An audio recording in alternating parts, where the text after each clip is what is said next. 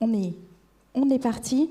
Ravi de vous accueillir pour cette édition Terre de Cyber 2022 qui s'inscrit dans une très belle semaine des rencontres régionales défense qui ont eu lieu donc tout au long de cette semaine, une semaine particulièrement riche qui a débuté à Istres mardi et puis tout au long de la semaine ici à Toulon.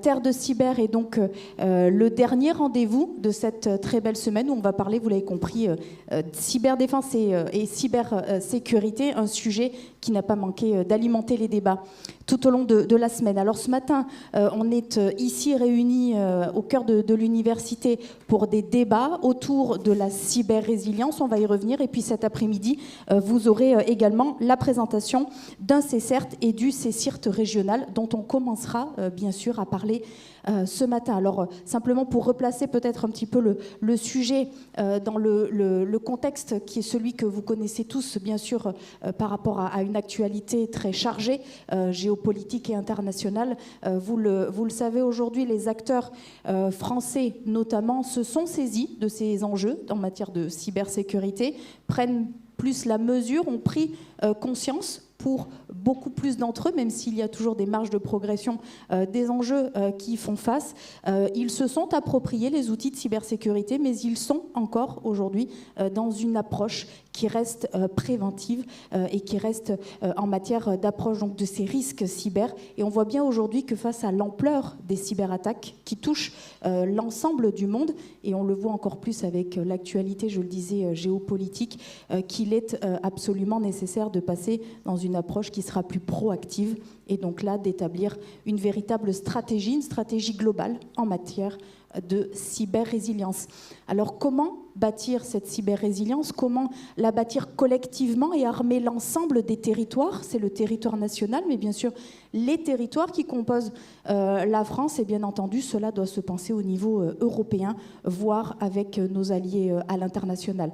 Ce sont les sujets sur lesquels on va revenir tout au long de la matinée, les piliers de cette cyber-résilience, l'ensemble des acteurs qui y concourent, comment renforcer et comment muscler cette approche pour que notre nation devienne plus cyber-résiliente, et puis bien sûr les enjeux en matière d'innovation et d'économie sur lesquels nous reviendrons. Et puis, nous nous projetterons un petit peu dans ce que pourra être ce monde cyber de demain sur la fin de la matinée. Nous allons à présent ouvrir officiellement cette session et peut-être un mot de notre hôte aujourd'hui, Monsieur le Président de l'Université, Xavier Leroux, merci de nous accueillir. C'est un grand plaisir pour nous d'être ici.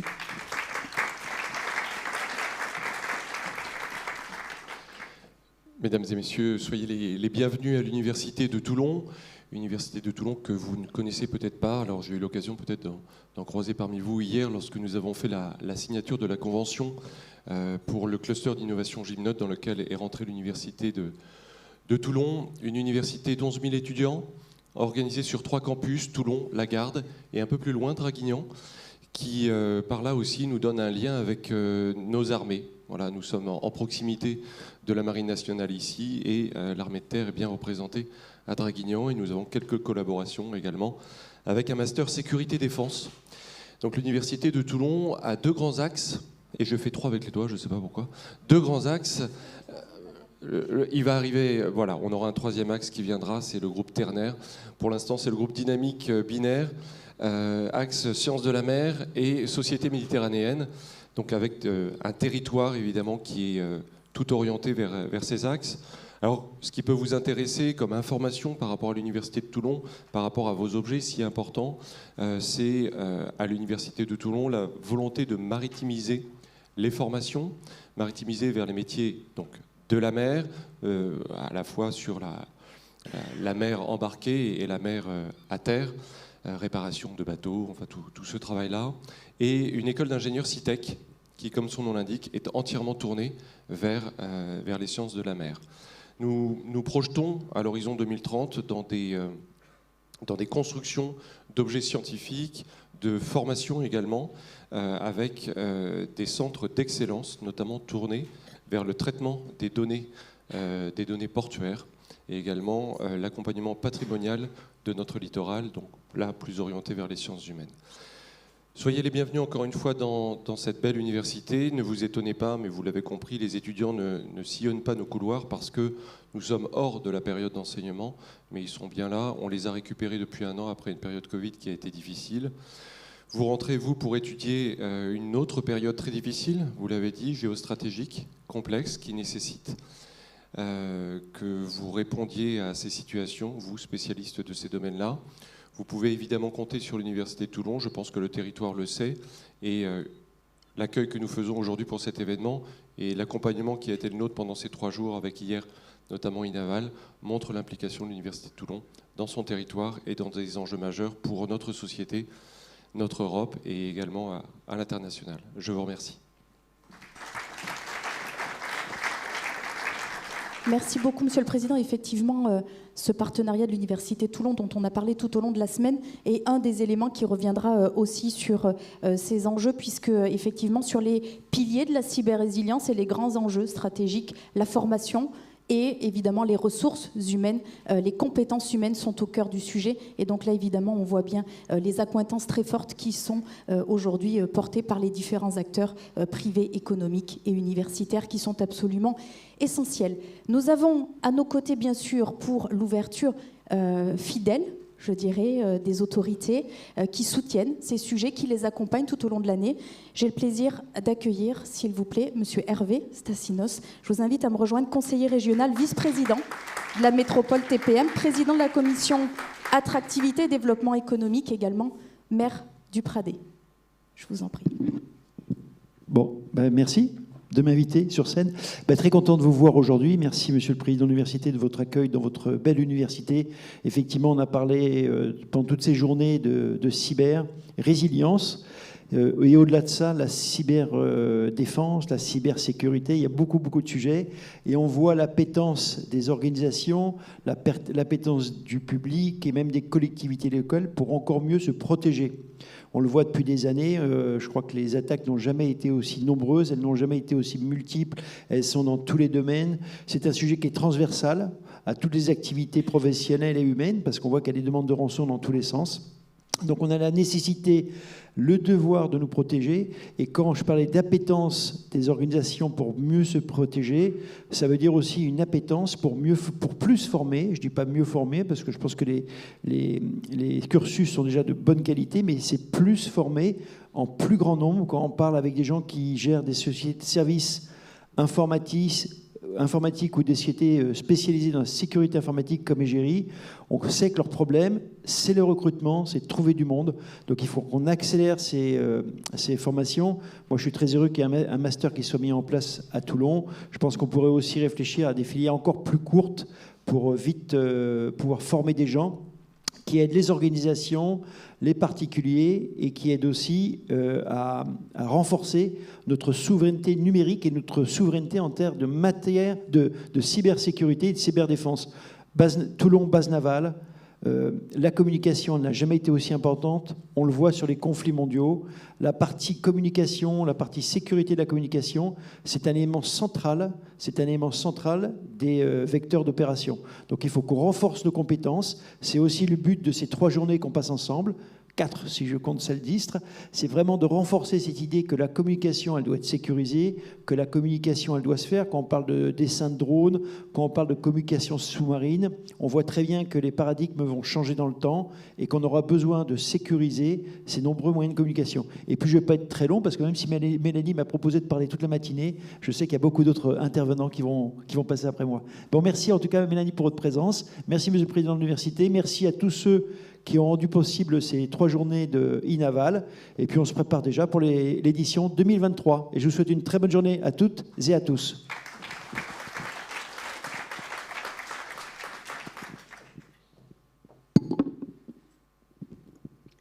Merci beaucoup, Monsieur Stassinos. Et à présent, Bernard Klenhoff, si vous êtes avec nous. Monsieur Klenhoff, je vous invite à nous rejoindre. Conseiller régional Provence-Alpes-Côte d'Azur, vous êtes président de la commission développement économique et digital, industrie, export et attractivité, cybersécurité, également président de l'agence Rising Sud. Merci, bonjour à toutes et à tous. La région est votre partenaire privilégié dans ces domaines Et d'ailleurs, vous avez pu le vérifier pendant les 4 jours qui finissent aujourd'hui. À Istres, Renaud Muselier était là. Moi, j'étais là au Palais Neptune avant-hier. Hier, à Inaval, vous aviez François de Canson, notre vice-président en charge du développement économique. Et aujourd'hui, je reviens à nouveau vous saluer et représenter Renaud Muselier avec vous. Alors, on a pris l'habitude de se croiser les uns et les autres. Alors, je voudrais d'abord vous remercier pour la qualité de l'organisation de ces 4 journées. J'ai participé à Euromed mardi, mercredi, peu importe. C'était la première, c'était un événement qui a super bien marché. Effectivement, on a besoin de beaucoup parler d'Europe quand on parle de défense aujourd'hui. Alors sur la cybersécurité plus spécifiquement, au Conseil régional, nous avons voté notre feuille de route cyber en 2020, mais on l'a revotée en vendredi 24 juin dernier pour d'une part l'améliorer et la détailler un petit peu, mais on a surtout voté différents éléments. On a voté notre adhésion au campus cyber national pour être personne non associée. Cette adhésion au campus cyber va nous permettre de différentes choses. D'une part, on va, avec le travail qu'on effectue avec Michel Vandenberg, pouvoir créer notre campus cyber régional avec vous, puisque je sais qu'il y a dans la salle la majorité de nos futurs partenaires dans ce campus cyber. Alors, je veux vous préciser que le campus régional sera tout ce qu'on peut imaginer, sauf un bâtiment totem. Il n'est pas question de récupérer tout ce qui se fait aujourd'hui dans la région pour tout reconcentrer dans un bâtiment. Mais par contre, on va faire en sorte de travailler et que tout le monde travaille ensemble pour avoir une plus grande efficacité. Et on a aussi voté la création de l'association, alors qui s'appellera Urgence Cyber CSIRT Sud, qui va nous permettre de mettre en place et en œuvre effectivement ce CSIRT de manière plus détaillée. Mais je pense que dans les tables rondes tout à l'heure, vous aurez l'occasion d'échanger sur ce sujet. Ce qui se passe aujourd'hui, et quand j'échange avec certains d'entre vous, on se rend compte que les attaques cyber ont évolué et qu'aujourd'hui, les cibles privilégiées, ce sont nos petites et moyennes entreprises et les petites intercommunalités. Donc on va avoir besoin de mobiliser, et j'en parlais tout à l'heure avec les responsables cyber de Naval Group, on va avoir besoin de mobiliser vos compétences pour nous aider à porter le message, comme on a porté le message il y a quelque temps sur la digitalisation des entreprises. On a besoin aujourd'hui de porter le message sur la cybersécurité. Et vous parliez des outils dont on va avoir besoin pour que cette mise en œuvre se fasse, pour protéger nos entreprises, parce qu'aujourd'hui, les risques sont trop importants pour ces petites et moyennes structures qui ont malheureusement comme réflexe, quand on leur parle de cybersécurité, de nous dire « ça ne me concerne pas », alors que ce sont eux les principales cibles. Voilà, donc sachez que la région est impliquée à 100% dans les sujets cyber, même si on a démarré peut-être un tout petit peu en retard, mais on va faire en sorte de rattraper très très vite notre retard pour être totalement opérationnel à la rentrée, parce qu'il n'y a pas de vacances pour tout le monde. Et puis sachez qu'on va continuer à être, entre autres, le premier partenaire des entreprises, y compris sur les sujets cybersécurité, qui deviennent aujourd'hui extrêmement importants dans un contexte global qui n'est pas tous les jours réjouissant. Et ces journées liées à l'industrie de défense dans notre pays ont pris, je pense, une importance encore plus grande en rapport avec les événements et les options que prennent aujourd'hui certains pays européens, entre autres, et je pense beaucoup à l'Allemagne en termes de budget. Je crois qu'on a un rôle important à jouer dans notre région en particulier, qui, vous le savez, est une région dans laquelle l'industrie duale et la représentation militaire sont extrêmement importantes. Et il faut qu'on continue d'accélérer dans ce domaine-là. Et je sais pouvoir compter sur les acteurs. Alors, je ne vois pas tout le monde, mais j'en connais un grand nombre d'entre vous. Et puis, c'est l'occasion aussi, pour un dernier mot, de remercier Jean, parce que je sais qu'il a beaucoup œuvré pour l'organisation de ces journées. Pas que lui, mais avec sa casquette Égérie, avec sa casquette French Tech, et puis bien sûr TVT et les acteurs avec qui on partage, la FMES, qui sont nos interlocuteurs privilégiés, puisque la FMES est en grande partie financée par le Conseil régional Provence-Alpes-Côte d'Azur. Voilà. Je vous souhaite une belle matinée de travail, puisqu'on est quand même là pour travailler, enfin eux. Et on se revoit très bientôt pour la mise en œuvre de tous ces éléments. Un grand merci à vous toutes et tous.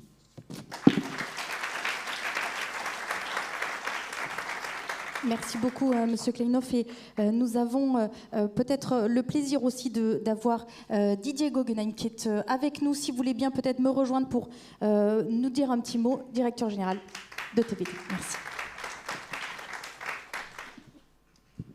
Alors merci. Avant de commencer les sessions de travail, juste un mot qui va beaucoup paraphraser tout ce qui a été dit. C'est Terre des Cyber qu'on co-organise à TVT avec Égérie. C'est un ensemble collectif qui termine une belle semaine autour de la défense. Quand on a commencé à y penser il y a presque 6 mois, même plus, hein, puisque l'initiative remonte, il n'y avait pas encore la guerre en Ukraine. Mais comme l'a dit Bernard, ça a pris un relief tout à fait particulier avec tout cela. Et ça a été un véritable travail collectif. Alors presque tous ont été cités. Je ne veux pas reparaphraser tout le monde, mais on est accueillis aujourd'hui par l'université, bien entendu, le support de TPM pour toute la séquence toulonnaise. Nous, on a été un petit peu les chevilles ouvrières de tout cela, avec tous les partenaires. Alors, il y a les pôles de compétitivité, il y a la FMES, il y a Égérie. La cybersécurité, je ne vais pas revenir sur son importance puisque tout le monde va en parler tout au long de la matinée, c'est une évidence. Je pense que notre région doit devenir une citadelle pour cette cybersécurité et ce qu'on espère, c'est que dans toutes les citadelles, il y a un sémaphore, et bien que Toulon soit le sémaphore de la cybersécurité dans notre région. Voilà. Merci beaucoup.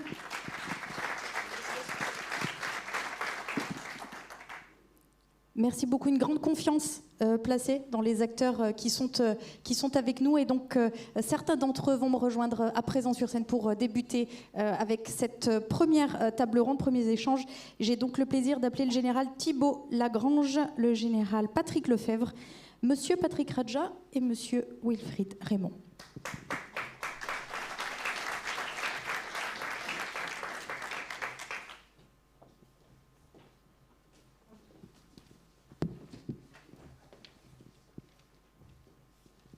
Merci beaucoup, messieurs, d'être avec nous ce matin pour revenir sur les enjeux et les piliers de la cyber-résilience. Alors, je le disais, c'est un sujet que l'on aborde ici en région sud depuis le début de la semaine. Alors, évidemment, c'est un sujet qui vous occupe dans votre quotidien tout au long de l'année, mais on voit bien quand même un véritable coup de projecteur et un coup d'accélérateur qui est véritablement donné avec des acteurs qui se fédèrent, se réunissent. C'est la thématique armée collectivement, et je crois que ce terme du collectif revient régulièrement, et que là vraiment la dimension où il faut fédérer les énergies pour avancer dans cette thématique est essentielle. Alors à mes côtés, le général Thibault Lagrange, conseiller du directeur général de la Gendarmerie nationale. Merci d'être avec nous aujourd'hui ici à Toulon. Le général Patrick Lefebvre, directeur des sessions méditerranéennes des hautes études stratégiques de la FMES, qui a été bien sûr cité. Monsieur Patrick Radja, directeur cybersécurité de Naval Group, évidemment, grand groupe qui soutient évidemment ceux qui se fait taire de cyber, mais aussi bien d'autres actions tout au long de la semaine qui ont été citées, mises à l'honneur aussi hier sur Opération e-Naval. Merci Patrick d'être avec nous. Et Wilfried Raymond, merci également d'avoir accepté cette invitation, consultant cybersécurité chez Squad. Alors ensemble, on revient sur ces piliers de la cyber-résilience. Peut-être Thibault Lagrange avec vous sur un premier tour d'horizon, puisqu'on doit armer collectivement les territoires. Il faut donc pouvoir s'appuyer sur des acteurs. Alors certains ont déjà été cités. Qu'on revienne peut-être avec vous sur ces différents acteurs et bien entendu la gendarmerie. Il y a également ACIMA, cybermalveillance. Ils sont nombreux pour aider les territoires à aller vers cette cyber-résilience, même si on comprend que le chemin est encore long.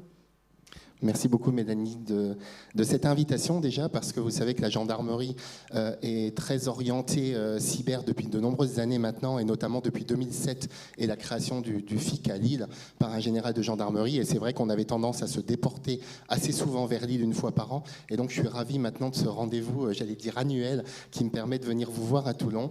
Et j'excuse le général Boger, le commandant de la gendarmerie pour le cyberespace, parce que ces troupes vont défiler au 14 juillet. Je vous invite à les regarder, mais c'est vrai que l'engagement de la gendarmerie dans le cyber va être matérialisé par cet engagement du Com Cybergend sur les Champs-Élysées le 14 juillet. Et ils sont tous en train de répéter, notamment les officiers qui devaient être devant vous aujourd'hui, et donc j'ai l'honneur de les remplacer. J'ai bien aimé, moi, le sujet de cette table ronde, Mélanie, quand tu m'en as parlé, parce qu'en fait, on parle de cyber-résilience dans les territoires. Et effectivement, ça passe par une présence dans les territoires, une présence notamment des acteurs publics, une présence des services publics. Et c'est vrai qu'il y en a malheureusement un certain nombre qui ont pu disparaître au plus profond des territoires. Et la gendarmerie essaye de maintenir sa présence dans les territoires. Vous avez peut-être suivi des annonces du président de la République et de la Première ministre encore plus récemment qui parle de recréation de 200 brigades. Et on essaye d'être à cheval, on fait vraiment un honneur de rester au plus profond de ces territoires. Pourquoi c'est important? Parce que la cyber-résilience et la cybersécurité, c'est vraiment l'affaire de tous. On parle de cibles, j'entendais tout à l'heure dire les gens ont l'impression de ne pas être des cibles. En fait, il y a vraiment plusieurs types d'attaques. Il y a naturellement des attaques ciblées sur des gros acteurs, mais il y a des attaques, si je devais prendre une image, c'est finalement le chalutier et son chalut. Je jette l'attaque quelque part sur Internet et en fait, je récupère dans mon chalut tout acteur qui présentait la vulnérabilité attaquée par le code que j'ai pu diffuser. Et donc, en fait, tout le monde est une cible et il faut effectivement qu'on travaille collectivement tous ensemble. C'est vraiment l'affaire de tous. Alors, permettez-moi de structurer simplement mon propos sur des missions qui sont du coup celles que la gendarmerie développe et je m'excuse par avance de ne pas citer l'ensemble des acteurs. N'y voyez pas ombrage, naturellement, on essaye de travailler avec le plus grand nombre. Donc, pour faire de la proximité, l'important, c'est de se connaître. Donc, effectivement, notre maillage territorial est très important et ça passe par de la prévention. C'est vraiment le cœur de notre action. On voit souvent le gendarme au bord de la route avec un radar. En fait, 70% des missions du gendarme sont naturellement de la prévention et de la sensibilisation vraiment, vraiment au sens large. Notre directeur général se plaît à répéter le plus souvent possible qu'il vaut mieux une victime évitée qu'un auteur arrêté. Donc, on voit souvent des articles avec des belles arrestations, des belles interpellations, mais quand il y a belle interpellation, c'est qu'il y a eu victime et c'est que quelque part, on est collectivement passé au travers d'une situation. On avait sans doute des signaux faibles qui nous permettaient de l'appréhender. Cette sensibilisation au sens large, elle doit débuter dès le plus jeune âge. Donc aujourd'hui, on travaille vraiment à la sensibilisation dès les plus jeunes âges dans les écoles, dans les scolaires. On travaille avec le ministère de l'Éducation nationale pour essayer de sensibiliser à différentes étapes de leur scolarisation des plus jeunes. Donc vous connaissez sans doute le permis Internet que nous avons développé depuis maintenant une dizaine d'années avec AXA Assurance, AXA Prévention et avec la police nationale. On travaille sur d'autres sujets, notamment un module qu'on ferait plutôt au collège avec l'association e-enfance. Et on est en train de travailler également sur des structurations et des petits modules, des petits scénarios qu'on pourrait mettre à disposition de l'Éducation nationale pour des formations au lycée, histoire de pouvoir traiter à peu près l'ensemble du contentieux qui concerne les plus jeunes, du cyberharcèlement, de la mémoire d'Internet. Je pense qu'ils ont, chacun de nos jeunes a aujourd'hui une bombe entre les mains en publiant dès le plus jeune âge des choses dont ils ne se rendent pas compte que ça leur sera opposé dans 10, 15, 20 ou 30 ans en fonction de leur évolution socio-professionnelle. On travaille également naturellement sur tout ce qui est sécurité primaire, gestion des mots de passe, gestion des codes de coordonnées bancaires, etc. Parce que les jeunes d'aujourd'hui ont tendance à partager des comptes assez facilement. Donc dans ce cadre-là, j'allais dire nos partenariats, c'est quasiment toute association et tout acteur qui a envie de s'engager dans la prévention.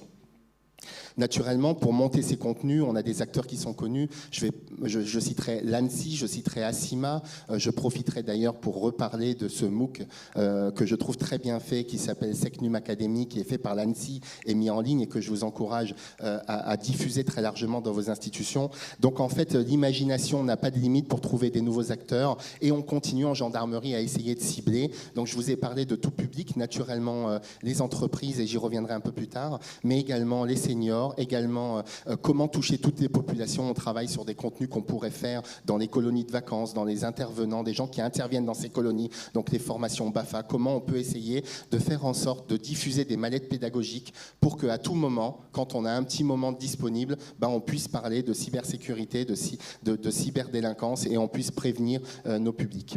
La sensibilisation est importante, mais l'information l'est aussi. Donc, de la sensibilisation vers la formation en tant que telle. On a au milieu l'information. Je vous ai parlé du FIC et on travaille donc chaque année avec Avisa Partner pour l'organisation de cet événement. Cet événement qui permet de faire un vrai focus important pour tous les acteurs de la cybersécurité. On développe des chroniques radio, donc avec Radio France, avec Europe 1, toutes ces chroniques qui permettent d'être diffusées sur la route des vacances et de toucher tous les publics. Et également des conventions que nous signons avec tout type de corporations. Alors ça, c'est assez ancien en gendarmerie. Historiquement, on a toujours travaillé avec les pharmaciens quand ils avaient des problèmes d'agression, avec les débitants de tabac qui sont des cibles vu le prix du tabac. Aujourd'hui, on travaille avec tout type de corporations pour essayer de les aider à les former ou à former leurs agents. Donc tout récemment, nous avons signé une convention avec la Fédération française des assurances qui nous intéressait particulièrement parce que les agents d'assurance ont besoin d'être formés, sont des cibles comme tout le monde, mais ils touchent derrière, ils assurent tout un tas de petites entreprises dans les territoires et c'est un moyen pour nous effectivement de toucher ces entreprises.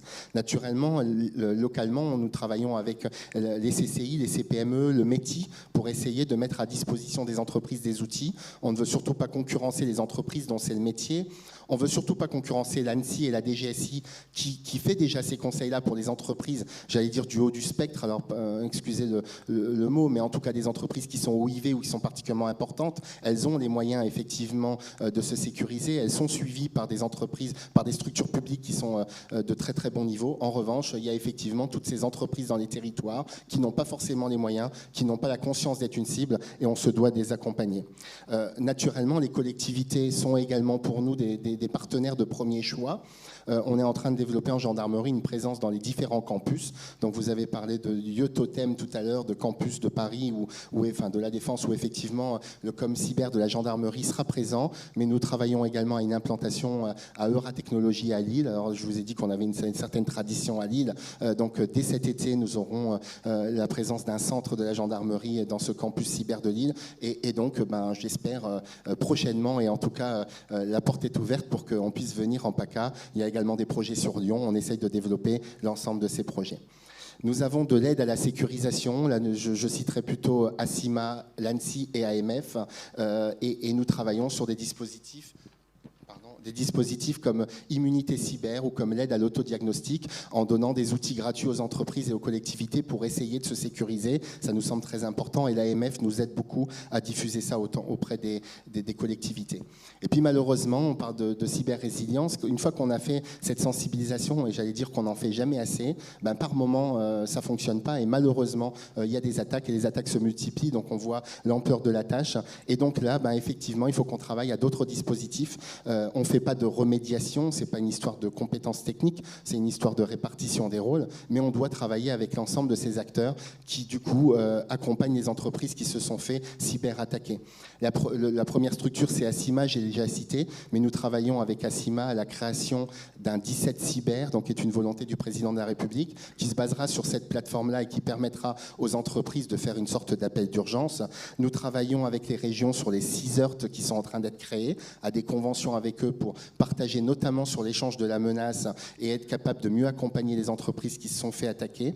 Nous travaillons à l'international parce qu'en fait, les souches de rançongiciel sont internationales. Donc on travaille énormément avec Europol, Interpol et des forces de police un peu partout sur la planète. Tout récemment, un gros dossier qui s'appelait EncroChat nous a permis de travailler avec le BK allemand, avec les Autrichiens, avec le FBI américain. Donc effectivement, on essaye de tisser des liens avec ces forces de sécurité. Et s'agissant de la gendarmerie, de mettre à disposition des entreprises une espèce de task force complètement intégrée. Cette task force intégrée, naturellement, il y a la brigade territoriale qui connaît le mieux l'entreprise qui vient de se faire attaquer. On a des experts au niveau départemental. Nous déplaçons des experts centrales du ComCybergent qui descendent dans les grosses entreprises qui se sont fait attaquer par rançongiciel. Et aujourd'hui, nous y ajoutons le GIGN. Alors le GIGN, vous le connaissez tous pour sa capacité d'intervention. Le GIGN a également développé une très très grosse capacité de négociation. Et en fait, la négociation aujourd'hui autour des rançons, alors je ne veux pas dire qu'il faut payer les rançons, vous connaissez la politique en la matière, hein, payer une rançon, c'est finalement participer à cette cyberdélinquance et on vous déconseille de le faire. Néanmoins, négocier avec la personne qui vous demande une rançon, c'est un moyen de collecter des traces numériques et donc c'est un moyen d'aider l'entreprise tant dans l'identification de la souche et dans la remédiation que potentiellement, on espère, l'interpellation de cyberattaquants. Et je crois qu'il faut être optimiste et j'en terminerai par là. On voit des attaques partout, effectivement, et on pourrait se dire à quoi bon. En fait, on commence à voir de plus en plus d'interpellations d'auteurs partout sur la planète. Et donc, ça montre que ça fonctionne. Alors, bien évidemment, on a toujours souvent un temps de retard. Quand on interpelle, encore une fois, c'est qu'il y a eu des victimes. Mais en tout cas, même ceux qui génèrent des souches comme Logbit effectivement, il faut qu'ils s'attendent à voir un jour arriver le FBI américain, la gendarmerie française, la police française ou le BAK allemand. On essaye d'y travailler et on commence à avoir des succès. Voilà. Merci beaucoup Thibault. Effectivement, on voit une grande dynamique portée par la gendarmerie et bien sûr avec l'ensemble de ces acteurs, donc un maillage territorial qui se renforce pour adresser ces sujets. On voit aussi quelque part de nouvelles compétences alors que l'on recherche dans les entreprises, mais visiblement de nouvelles compétences des chefs d'entreprise aussi qui doivent aujourd'hui se former à la gestion de crise et même à la négociation avec le GIGN. On voit qu'effectivement le champ des possibles s'ouvre encore et qu'il y a beaucoup d'évolutions en perspective, un nouveau métier à nouveau qui surgira peut-être dans les entreprises de demain. La gestion de crise et se préparer à gérer cette crise, à rebondir et à retrouver ses capacités à recréer de la valeur quand on a été attaqué. C'est ce dont on va parler avec chacun de vous. Peut-être Patrick Lefebvre, revenir avec vous sur ce fameux CSIRT. On en avait parlé l'année dernière. On en parle beaucoup évidemment en ce moment. Ça a été cité par les autorités notamment. 7 sont validés donc en France. Vous faites partie de ces 7 qui vont revenir. Et donc le CSIRT, on le rappelle, c'est quand même un centre de réponse à incidents cyber qui a vocation donc à aider, accompagner les entités locales qui seraient touchées. Est-ce qu'on peut revenir un petit peu ensemble sur la mission, le rôle du CSIRT, vos objectifs, qu'on comprenne un petit peu le contour, comment est-ce que ça va se passer ? Bien, d'abord, merci de cette invitation. On y répond maintenant tous les ans et c'est heureux. Ce que je voudrais dire, c'est que, ça a été rappelé d'ailleurs dans les propos introductifs, il y a une véritable implication des territoires et de la région dans l'appui et le soutien à l'écosystème pour faire un peu riche, industriel, et notamment celui qui est le plus exposé parce qu'il n'a pas nécessairement les moyens de se protéger. Je pense aux PME, ETI, des petites structures qui évidemment travaillent avec leurs partenaires parce qu'en général ils sont sous-traitants de grands groupes industriels qui eux ont des dispositions. Je pense à Naval Group, je pense à Airbus, je pense à Dassault, je pense à beaucoup d'autres, je ne les citerai pas tous, et qui sont tout à fait au fait des enjeux de cybersécurité vis-à-vis de leurs partenaires, mais ce faisant, il y avait un réel besoin d'accompagner cet écosystème le plus vulnérable en matière de cybersécurité. Je salue évidemment l'action de la gendarmerie qui est ancienne, parce que la gendarmerie, on parlait du Forum international de cybersécurité de Lille, créé par Marc Vatan-Hongoire quand il était commandant de région, et qui aujourd'hui, on en connaît la portée. Faut-il répliquer ici, en région sud, des événements similaires ? Les copier-coller ne sont jamais satisfaisants au sens informatique, mais on peut toujours avoir, et moi je salue TVT, Égérie et tous ceux qui participent à la création de ce forum d'échange, en plus qui tombe à point nommé parce que, vous l'avez rappelé au départ, on a commencé par l'aérospatiale à Istres, on a fait les PME et Euromed à la Tour Neptune mercredi, on a fait Inaval hier après-midi, donc aéromaritime. En fait, la cybersécurité, on termine par la cybersécurité qui est bien un domaine transverse à tous les autres. L'aérospatiale, l'aéromaritime et l'aéroterrestre, tous les équipements aujourd'hui sont concernés par ce volet de cybersécurité et de menaces qui pèsent sur leur fonctionnement. Parce qu'un système vendu à des organismes de sécurité ou de défense doit être sûr. Ça commence par là, la cybersécurité, finalement. Donc c'est bien un domaine transverse et je crois que c'est heureux de clore cette Defense Week en région sud par ce volet-là. Alors comme ça a été rappelé par M. Kleinhoff, président de Rising Sud et à la région n'a pas attendu et avait anticipé cette démarche d'appui à l'écosystème régional. Alors ça a été cité, l'Agence nationale de la sécurité des systèmes d'information. Au niveau stratégique, moi je le répète parce que je suis un ancien institutionnel, la France n'était pas en retard.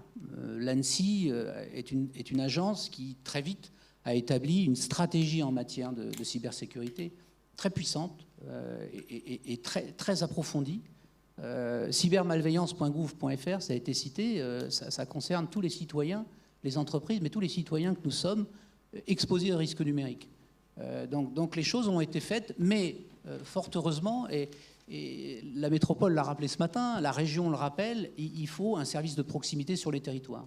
Et donc en 2020, quand on a proposé à la région de créer un centre ressources régional cyber sous l'appellation de C2RC, la région a tout de suite approuvé et financé cette démarche qui, au plan de la communication, est encore un peu confidentielle parce qu'en fait, nous n'étions pas encore CSIRT au sens Computer Security Incident Response Team, au sens de France Relance 2030. Mais en fait, on avait préfiguré, et dans la feuille de route du numérique de la région, établie en 2020, validée en 2020, on avait préfiguré ce centre ressources pour répondre dans une logique de proximité, j'ai envie de dire quasiment de service public. C'est noble le service public quand on peut apporter à des entreprises qui n'ont pas de responsable de système d'information, de directeur de système d'information, qui ont des prestataires souvent qui leur fournissent l'architecture informatique, quand on peut leur apporter un appui lorsqu'ils sont exposés et quand on peut les informer, parce que ça a été dit, il y a énormément de choses qui existent en ligne, il y a énormément de formations, c'est que Numédu est une formation remarquable de l'Agence nationale de la sécurité des systèmes d'information, mais on imagine que dans des petites entreprises, quand vous avez une chaîne de production, ce qui est prioritaire, c'est la production. Et donc, comment est-ce que le CSIRT alors va répondre et accompagner sur ces J'y viens éléments. en fait, c'est déjà de les inviter à s'enregistrer, à devenir bénéficiaires et ou adhérents, puisqu'on aura plusieurs formules, pour qu'on puisse d'abord leur délivrer une information sur mesure, parce que les informations sont multiples, elles existent, elles sont en ligne, mais il faut pouvoir, vis-à-vis de cet écosystème, leur délivrer les informations utiles. Leur mettre, et c'est déjà le cas, je vous invite à consulter le site web, énormément d'informations sur les menaces qui pèsent. Leur mettre, et ça existe déjà, tous les moyens qui existent en région, et ils existent, et ils sont nombreux, et Géry en est la démonstration. On peut faire des diagnostics, des analyses de risques. Et ça, c'est porter à la connaissance de l'ensemble de cet écosystème tous les acteurs qui concourent à sécuriser cette dimension numérique, ce digital. Et c'est un élément très important. Et surtout, et on le fait déjà dans une logique qui est celle de France Relance, c'est leur apporter une réponse en cas d'incident cyber, de ransomware, comme ça a été évoqué. Alors, on ne remédiera pas, mais on communiquera ceux qui remédient pour eux, et on l'a déjà fait, on a des exemples en tête, ici, sur le territoire, avec le C2RC. Ça permet d'aller vite, ça permet d'assurer la sauvegarde, au sens numérique, ça a du sens pour ceux qui sont dans la digitalisation, et de ne pas tomber dans une forme de spirale qui peut conduire à la fermeture d'une entreprise. Le risque cyber peut aller jusqu'à la mort, au sens propre du terme, d'une entreprise. Donc c'est donner tous les moyens de réponse en cas d'incident et aussi donner les suites à ces incidents, c'est-à-dire les mettre en relation, et on le fait déjà avec la gendarmerie nationale, puisque déposer une plainte en cyber, ça se fait, mais c'est normé, tout ça répond à des logiques. Si vous allez au commissariat de quartier en disant « j'ai été victime d'une attaque cyber », vous risquez d'être surpris par la réaction de celui qui va vous entendre, alors que si vous avez les éléments qui vous permettent de déposer la plainte cadrée, eh bien ça sera aussi une aide apportée par le CSIRT, un appui judiciaire, juridique et un appui technique avec des prestataires qui sauront remédier aux incidents cyber. Ça me semble très important. Un accompagnement très concret. Très concret, immédiat. Donc la vocation, c'est d'être en permanence à l'écoute. Alors en permanence, la problématique des permanences dans des structures type CSIRT, c'est le coût humain, le coût RH. Donc il y aura un chatbot, comme on les appelle maintenant, et une façon de pouvoir orienter très vite, quelle que soit l'heure de la journée, une entreprise victime d'une attaque cyber. Et puis, un élément qui me semble aussi important, ça a été dit, c'est sensibiliser. C'est-à-dire, c'est presque consubstantiel d'un CSIRT. Sensibiliser, c'est la meilleure protection qu'on puisse donner à une entreprise. D'ailleurs, il faut bien voir les choses sous l'angle réglementaire. On a beaucoup progressé. Alors, on s'en plaint parfois, parce qu'on se plaint des règlements, des normes, des impositions qui sont données aux uns et aux autres. Mais la réglementation générale de la protection des données, c'est un acte réglementaire sur la protection des données qui a changé la vie de ceux qui avaient des listings avec des Customer Resource Management and so on. Donc tout ça, et la donnée est devenue quelque chose d'absolument stratégique et qu'il faut protéger. Et demain, c'est une valeur à protéger. Et demain, les PME, les ETI qui travaillent pour des maîtres d'œuvre industriels vont devoir garantir une protection en matière numérique, en matière cyber. Ils vont devoir probablement s'appuyer sur une certification dont on imagine qu'elle pourrait apparaître au second semestre 2023 pour des entreprises qui vont travailler sur des segments stratégiques, notamment ceux de la défense. Et donc, il faut les accompagner, les aider à être certifiés. Et donc, on va justement revenir sur ce sujet des produits, des offres et des services. On reviendra sur la gestion de crise après du CSIRT.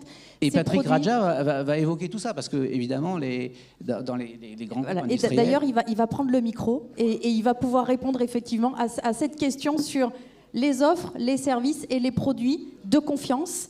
Il y a évidemment ces enjeux de certification, de qualification, mais il faut aussi que ça reste à un degré, à un niveau acceptable par rapport à ce qui peut se faire aujourd'hui à l'international. C'est des sujets évidemment très importants que vous portez, que vous soutenez. Des piliers de ces offres, de ces produits, de ces outils, de ces services en matière de cyber qui doivent devenir aussi des piliers en matière de souveraineté, de confiance, mais répondre aussi à la valeur qui est attendue par les grands groupes que vous représentez, mais aussi par l'ensemble de l'écosystème, avec toujours cette vision d'atteindre la cyber-résilience.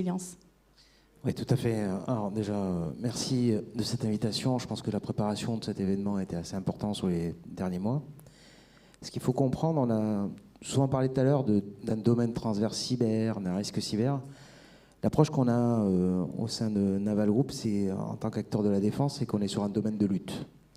La cyber, il faut se rappeler qu'avant tout, c'est le premier vecteur offensif utilisé par toutes les armées aujourd'hui. Que plusieurs pays mélangent la notion de défense, la notion de renseignement et la notion mafieuse, on va dire, de cybercriminalité. Et donc on se retrouve avec des techniques offensives qui se répercutent à la fois dans des domaines militaires, dans des domaines civils, et qui peuvent après des entreprises, soit par des attaques directes, soit par des attaques indirectes. Donc il faut avoir une conscience qu'on se retrouve dans un domaine où la performance cyber est assez essentielle. Et quand on parle de performance cyber, on a besoin de disposer d'outils dans lesquels on atteint un niveau de performance fonctionnelle, de réponse en termes de protection, en termes de détection, en termes de restauration, de capacité de reprise, dans lesquels on a confiance. Donc derrière ces mots, il y a deux dimensions, la performance intrinsèque et la confiance dans la fonction. Ce qui veut dire que si on veut disposer, si on prend l'angle produit, si on veut disposer de produits dits souverains et de confiance, la première règle, c'est d'avoir des produits qui sont capables d'atteindre des objectifs de performance. Et donc, ça veut dire qu'on est capable d'offrir au marché mondial des solutions qui sont capables de dominer ce marché. Le défaut qu'on a eu souvent en Europe au cours des dernières années, c'est de mettre d'abord la confiance avant la performance. Quand on met la confiance avant la performance, on fait ce que moi j'appelle du MeToo marketing. C'est-à-dire qu'on va copier des produits en termes de fonctionnalité et on va arriver en retard sur le marché. Il faut avoir une véritable réalité business dans la réalisation de produits souverains pour se dire que si on veut avoir des produits souverains, il faut dominer le marché. Il faut être capable d'inonder un marché mondial avec des produits qui vont répondre à des objectifs de performance que les gens vont acheter. Parce que si on a du volume de marché, on a du volume de R&D. C'est extrêmement simpliste. Mais une société qui fait 1 milliard d'euros de chiffre d'affaires et qui investit 20% en R&D, ça fait 200 millions. Une boîte qui fait 10 millions, elle va mettre que 2 millions en R&D. Donc si on veut être capable de suivre l'évolution de la menace, de faire des produits qui vont amener le niveau de performance, il faut des produits qui dominent le marché. Aujourd'hui, quand on regarde le monde de l'IT, qui a généré 90% des produits de cybersécurité, les firewalls, les antivirus, des sondes de détection d'intrusion, on est dominé par des offres américaines. On a quelques offres, bien sûr, russes avec Kaspersky, des offres asiatiques, mais dans un marché mondial, on a très peu d'offres françaises. Et il est essentiel que la France et l'Europe s'unissent pour qu'on ait des produits qui dominent le marché et que quand on sort une nouvelle technologie, elle vienne inonder un marché européen et répondre à une besoin de marché pour inonder le marché mondial. Et je pense qu'on n'a pas eu cette culture suffisante du marché et qu'on a peut-être surspécifié la confiance au détriment de la performance. Et donc, c'est la première règle et la première leçon de learn qu'on doit tirer des 20 dernières années, à mon sens, c'est d'être capable d'avoir des produits qui vont dominer le marché. Alors, typiquement, au sein de Naval Group, on investit dans un fonds qui s'appelle le fonds Brienne pour être capable de faire émerger des startups françaises pour avoir des produits qui vont dominer le marché demain. Donc pour nous, c'est assez essentiel dans une vision stratégique long terme pour être capable de se doter de solutions qui vont répondre à nos attentes. Quand on prend le constat du marché aujourd'hui sur les produits, on se rend compte qu'on a une difficulté, bien sûr, pour répondre en retard sur le marché, mais qu'on a des marchés qui sont complètement vierges de solutions. Et pourtant, on a des enjeux en termes de sûreté, de fonctionnement, comme par exemple dans le domaine aéronautique, dans le domaine automobile, dans le domaine naval, dans le domaine maritime, qui sont sensibles de par le risque d'attaque cyber qui pourrait mettre à mal les fonctions de sûreté. Ce qui veut dire que dans le monde de l'embarqué et dans le monde de l'industriel, il y a des portes ouvertes pour développer des solutions qui peuvent venir dominer le marché. C'est ce que j'avais déjà dit à peu près l'année dernière. Je pense qu'il faut être capable de répondre à ces attentes et surtout créer de la valeur. Ne pas chercher à copier, chercher à faire de la rupture. Quand on parle d'une approche par la performance, on va être capable de là. Une fois qu'on aura des produits qui sont dominants et qu'on a confiance dans ce qu'il y a dedans, à partir de là, on aura des produits souverains de confiance. Donc ça, c'est sur la partie produit. Et sur la partie service, on est sur une dominante un peu différente. La partie service, la difficulté qu'on a eue sur les services de confiance, dans une précédente vie, j'ai connu des initiatives en Allemagne de création de cloud de confiance. C'était il y a à peu près 10 ans, qui a échoué. Pourquoi elle a échoué? Parce que le prix était 2 à 3 fois supérieur au prix du marché. Ça veut dire que n'importe quel PME, TPE, grand groupe refusait d'aller dans le service de confiance parce que l'écart de coût était beaucoup trop important et faisait perdre la compétitivité aux entreprises par rapport à d'autres acteurs. Donc on est toujours sur une adéquation entre « OK, il y a un enjeu cyber, il faut ouvrir des services cyber de confiance et souverains pour s'asseoir la performance et la confiance, mais on doit le faire dans une adéquation de marché. » Si on veut des services, par exemple, vers des PME, des TPE, qui soient capables de répondre à leurs enjeux informatiques et en amenant de la cyber et de la confiance, il faut que ça soit des adéquations de prix de marché. Et c'est là où je pense qu'on a un défi global en France et en Europe. Personnellement, je crois beaucoup au cloud bleu. Si les prix de marché du cloud bleu, avec les offres d'Orange, d'OVH et consorts, sont en adéquation avec les prix de marché. On a des discussions avec beaucoup d'acteurs de services qui sont aussi présents dans la salle sur avoir des offres de services qui répondent à nos attentes. On parlait des PME, des TPE sur ces enjeux-là. Il est clair que beaucoup de PME et TPE ont beaucoup de difficultés à savoir ce qu'il faut faire en termes de cyber. Je rephraserai ce qu'avait dit Guillaume Poupard il y a 3-4 ans. Il vaut mieux aller des fois dans un service de cloud bien fait que mal faire sa propre informatique interne. Je vous donnerai un chiffre. Sur 18 derniers mois, c'est plus de 15% de nos sous-traitants qui ont été victimes d'une attaque cyber qui ont bloqué leur capacité d'exécution, de production et de réalisation de leurs activités business. Donc les pertes de chiffre d'affaires pour ces sociétés ont été des fois extrêmement élevées. Ce qui veut dire qu'il y a un enjeu de survie pour nous dans notre écosystème, d'accompagner l'ensemble de nos fournisseurs et d'être capable de leur parler aussi, d'aller voir des offres, de les conseiller, etc. On ne va pas faire de l'entrisme pour leur dire ce qu'ils doivent faire, choisir A ou B, mais surtout être capable de leur dire attention, si vous voulez survivre sur ce marché, vous devez intégrer la cyber dans vos réflexions, allez choisir des offres de confiance, de souveraineté, pour être capable d'exister sur le long terme et de les guider dans ce sens-là. Donc c'est pour ça qu'on s'est intégré aussi dans des dispositifs transverses comme France Cyber Maritime, comme les CCIRT régionaux, que ce soit en région sud ou en région bretonne ou en région parisienne. Pour nous, c'est assez essentiel de pouvoir diffuser la bonne parole et accompagner nos sous-traitants, parce que c'est un enjeu de survie de nos sous-traitants. C'est pour eux, c'est un enjeu de survie sur le marché. Et s'ils ne prennent pas en compte la performance cyber dans l'exécution de leur business, ils seront en difficulté demain. Effectivement, on reviendra tout à l'heure ensemble, Patrick, si vous voulez, bien sûr, justement cet enjeu stratégique de la supply chain qui est absolument essentiel. Et d'ailleurs, l'ANSSI en parle beaucoup ces derniers temps. Wilfried, j'aimerais qu'on vienne avec vous, si vous voulez, bien sur les piliers de la cyber-résilience. Il y en a 5, notamment, où vous invitez quelque part l'ensemble des organisations, qu'elles soient publiques ou privées, à intégrer dans leur stratégie cyber. Oui, bonjour, merci beaucoup de m'avoir invité. Ce qu'il faut revenir en fait sur cette discussion, c'est que là on parle bien de cyber-résilience La cyber-résilience, c'est la gamme au-dessus, l'évolution de la cybersécurité. Cette cyber-résilience, c'est quoi? C'est être capable de continuer son activité sous menace, sous attaque cyber. Donc, sur ces 5 piliers, il faut les prendre en compte. Toute entreprise, TPE, PME et grands groupes doit être capable d'inclure ces 5 piliers. 5 piliers, ils commencent par l'identification. Être capable d'identifier ses actifs, ses valeurs, les événements redoutés, tout ce qu'on est capable de produire chez nous et qu'est-ce qui peut être bloquant. La deuxième partie, c'est la protection, la mise en place de mesures. La mise en place de mesures qui vont nous permettre de produire et de protéger notre système contre ces attaques. On a une troisième partie qui est la détection. La détection, c'est utiliser des outils, comme on en a parlé tout à l'heure, qui vont nous permettre de savoir qu'on est attaqué.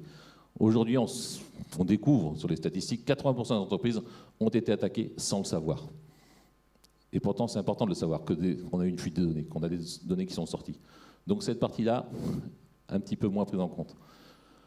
Ensuite, on arrive vraiment sur de la réaction, réagir, être capable de réagir, le mode répondre à ces attaques, pour ensuite terminer par la partie restauration, être capable de repartir et de continuer notre action, de continuer notre production.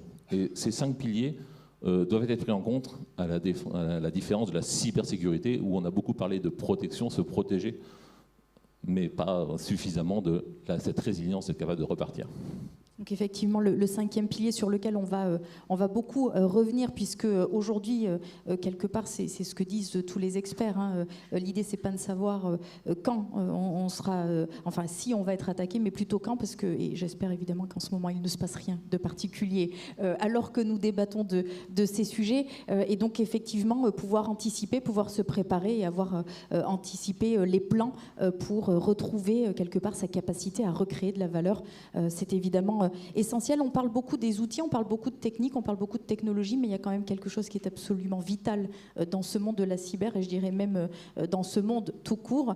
Ça n'est ni plus ni moins que nous, les hommes et les femmes de la cybersécurité, l'humain.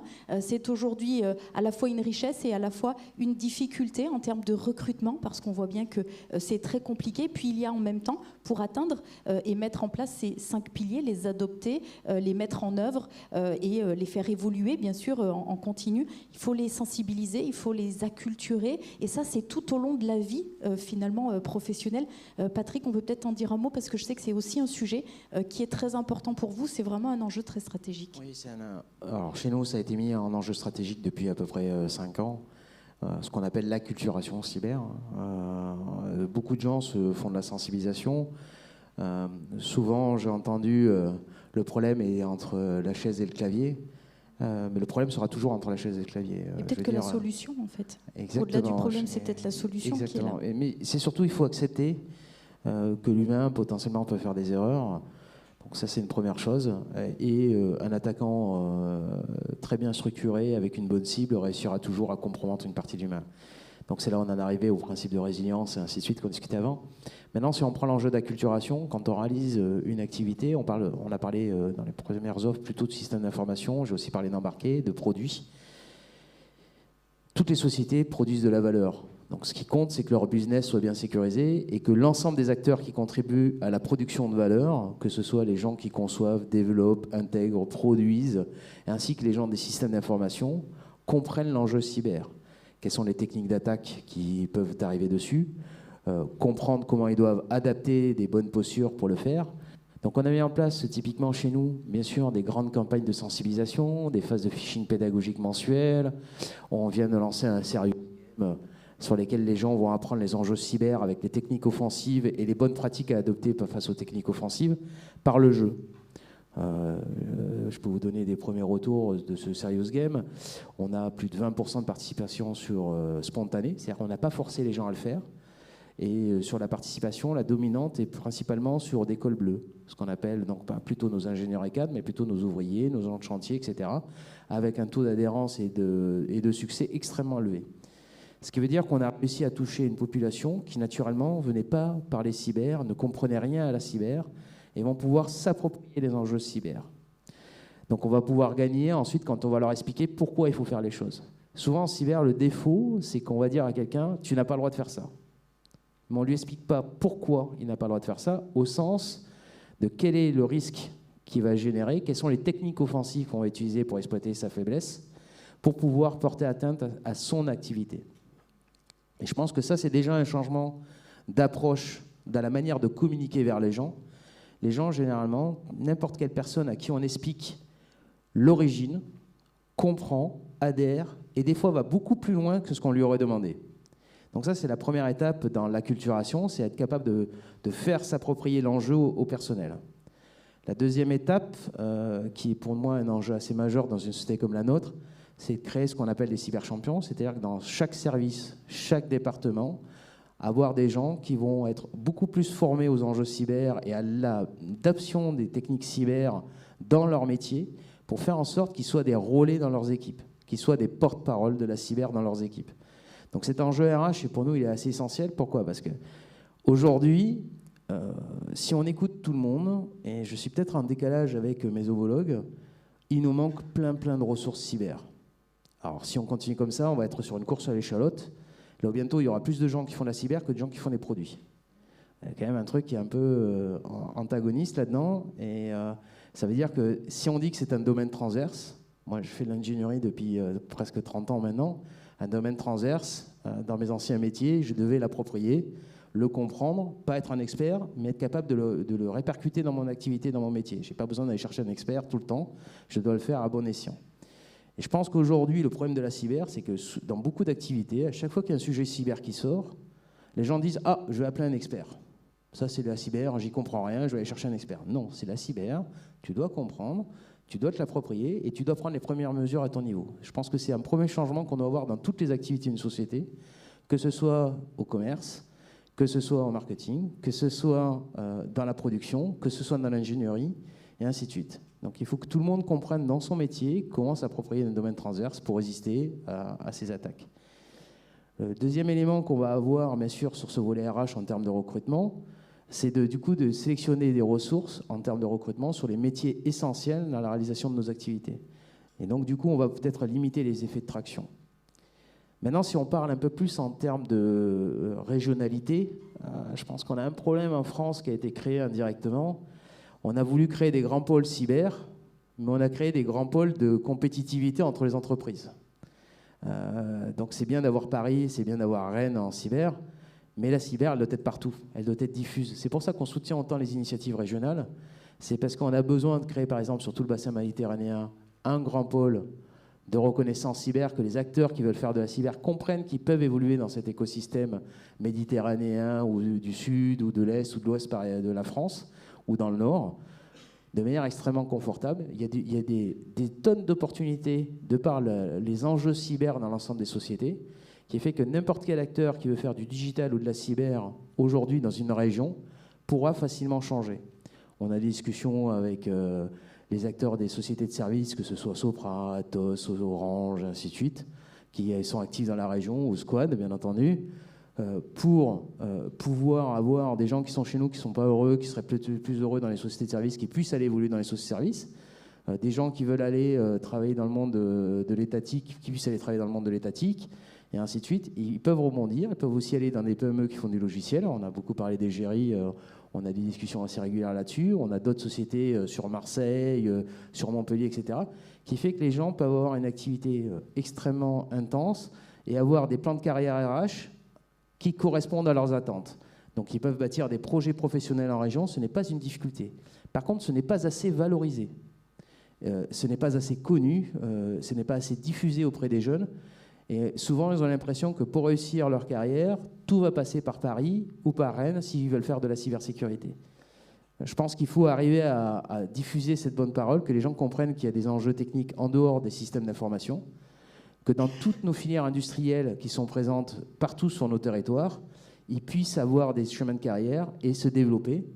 Si je prends nos activités, je pense qu'on est une des rares sociétés sur lesquelles un ingénieur cyber peut travailler à la fois sur de l'informatique traditionnelle, sur de l'informatique embarquée, sur de l'électronique, sur des moyens de communication haut de gamme, donc avec toutes les technologies de communication, sur des systèmes industriels, et tout ça sur la même année. Donc on arrive à avoir en fait finalement des chemins de carrière assez intéressants aux gens de chez nous, et leur proposer des choses. Et quand ils rentrent chez nous, ils découvrent un environnement technologique assuré. Je pense qu'on n'est pas unique.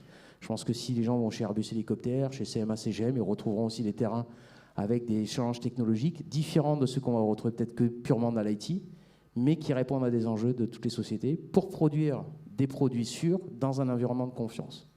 Et donc l'attractivité de la région sud, je crois que le message est plutôt bien passé sur le spectre de la défense. Depuis cette semaine, l'opération Séduction devrait fonctionner. Sur la formation, peut-être Thibault, un mot, puisqu'effectivement, on le sait aujourd'hui. D'ailleurs, c'est ce que tu évoquais un petit peu tout à l'heure. Hein, c'est un des piliers portés par le directeur général de la gendarmerie nationale. C'est un des piliers aussi de la stratégie GEND 2024 pour le cyber, mais évidemment pas que. Aujourd'hui, c'est le sujet que l'on consacre. Comment est-ce qu'on aborde cette thématique de recrutement, de formation à cyber, d'irriguer en fait quelque part dans toutes les directions de la gendarmerie et à tous les personnels de la gendarmerie cette dimension? Et puis pour faire écho à ce que disait Patrick Raja, peut-être, est-ce que vous évoquez, est-ce que vous pensez, vous imaginez possiblement des passerelles qui pourraient avoir lieu entre le monde industriel et le monde étatique, faire des allers-retours, parce que finalement vous pouvez bénéficier les uns des autres de vos compétences qui sont évidemment complémentaires? Effectivement, on a exactement tous les problèmes qui ont été évoqués, c'est-à-dire que la gendarmerie, c'est 100 000 femmes et hommes sur l'ensemble du territoire métropole et outre-mer, sur plus de 4 000 casernes. Et quand on a dit ça, effectivement, le problème entre la chaise et le clavier, nous l'avons naturellement également, mais pas que. C'est-à-dire que quand on accueille une entreprise, et ça a été dit aussi, parfois, le gendarme peut avoir des yeux écarquillés parce qu'il ne comprend pas exactement ce qui vient d'arriver à l'entreprise qui vient déposer plainte ou qui vient expliquer sa situation. Donc on a aussi, au-delà du problème de la chaise et du clavier, un besoin de compréhension du contexte, de compréhension des enjeux, de compréhension des événements à faire distiller par l'ensemble de nos gendarmes. Et puis ensuite, on a un double devoir, et là c'est plus des devoirs, j'allais dire, d'expertise qu'on a au niveau de chef-lieu de département, de région et en centrale. C'est d'une part d'être capable d'analyser des cyberattaques pour remonter jusqu'à les auteurs, donc là à des fins d'enquête, et d'autre part de concevoir des outils, j'entendais parler de souverain, de concevoir des outils qui permettent à nos gendarmes, à nos enquêteurs, de ne pas avoir, alors à défaut d'avoir un temps d'avance,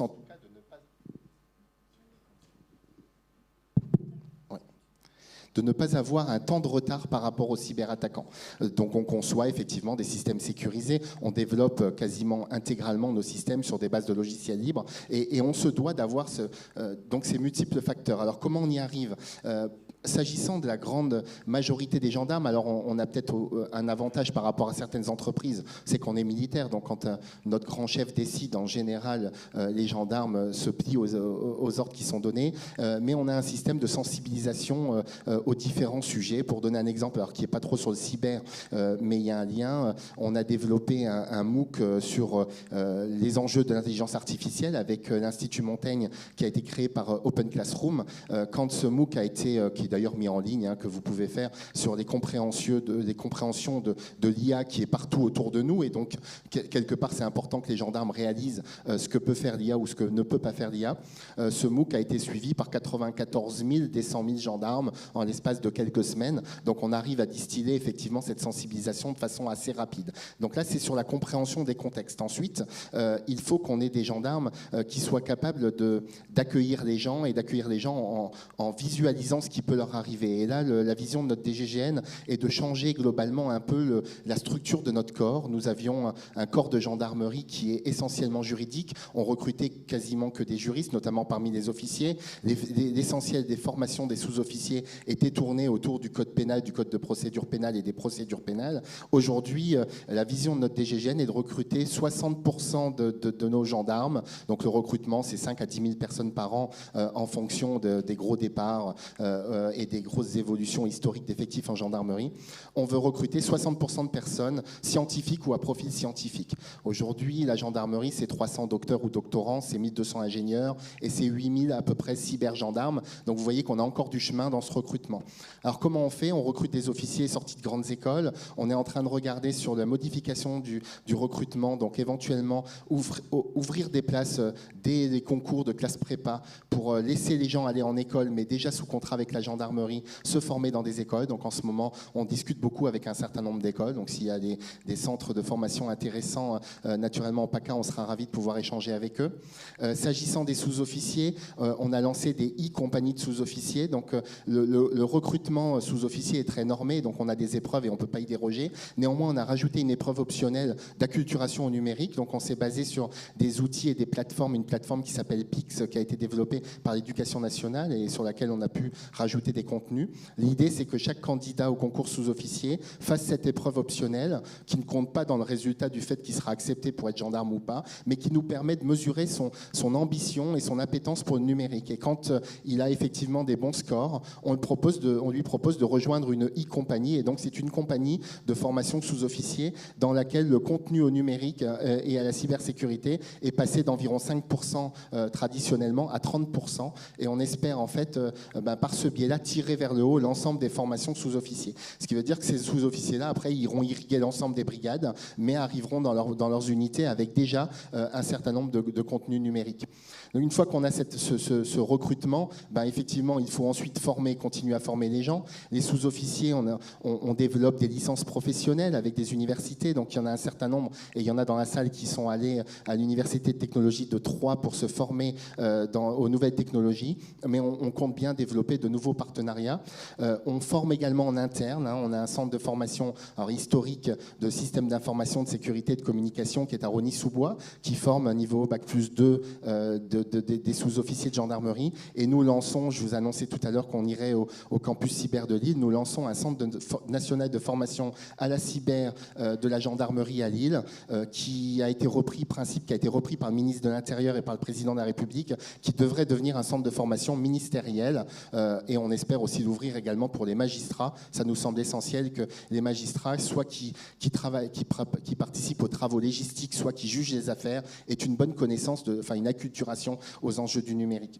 Ce centre de formation cyber de Lille n'aura pas vocation à voir passer tous les stagiaires, mais il aura vocation à créer l'ingénierie pédagogie et les contenus de formation cyber pour l'ensemble des centres de formation initiale ou continue de la gendarmerie. Et dans ce cadre-là, on travaillera également sur des partenariats avec des universités, parce qu'en fait, je me rappelle d'un vieux dicton, alors qui n'est pas très joli, mais que j'aime bien, moi, c'est qu'un bon informaticien, c'est aussi un informaticien feignant. Donc quand ça existe déjà, il ne perd pas de temps à refaire. Et donc en fait, dans ce domaine-là, on a tellement à faire qu'il faut qu'on soit capable de partager nos contenus de formation dès lors qu'ils sont bien faits avec un ensemble d'acteurs. Et le dernier point que je voulais évoquer, tu parlais de passerelles. Oui, on travaille également sur des passerelles. Alors, on avance doucement. Jusqu'à maintenant, on avait déjà des mobilités croisées. Donc, on a des officiers de gendarmerie qui vont dans les grandes entreprises. On commence à accueillir des gens de grandes entreprises. On a eu au ComCyberGend pendant 6 mois un CISO d'une entreprise parisienne. Donc, en fait, ça commence à se mettre en place. On a développé un autre concept qu'on a lancé cette année, qui est une sorte de partenariat. Donc, on crée en fait une sorte de promotion d'une entreprise importante avec la gendarmerie. Donc, on détecte 5 ou 6 ou 10 personnes, on a fait cette année, de cette entreprise qui seraient intéressées pour tisser des liens avec la gendarmerie. On désigne également une dizaine d'officiers de gendarmerie et on crée tout au long de l'année une dizaine d'événements croisés de 4-5 jours où ils passent 4-5 jours ensemble et où ils découvrent l'entreprise d'un côté, ils découvrent la gendarmerie de l'autre. Donc, ils sont allés faire un stage commando, ils sont allés au GIGN, ils sont allés à l'école des officiers de la gendarmerie, à Saint-Astier, etc. Et en contrepartie, ils sont allés découvrir le monde dans l'entreprise pour justement tisser ces liens avec l'entreprise. Et notre DGGN veut aller donc effectivement plus loin, c'est-à-dire envisager des respirations avec certains groupes ou certaines entreprises. Donc un salarié d'une entreprise qui aurait besoin à un moment donné de changer d'air pourrait venir quelques années en gendarmerie avec l'assurance d'être repris par son entreprise naturellement après, de la même façon qu'on fait ces mobilités croisées déjà avec certains grands groupes. Donc voilà, on n'a pas forcément beaucoup de pétrole, on a des idées, pour reprendre une phrase bien connue.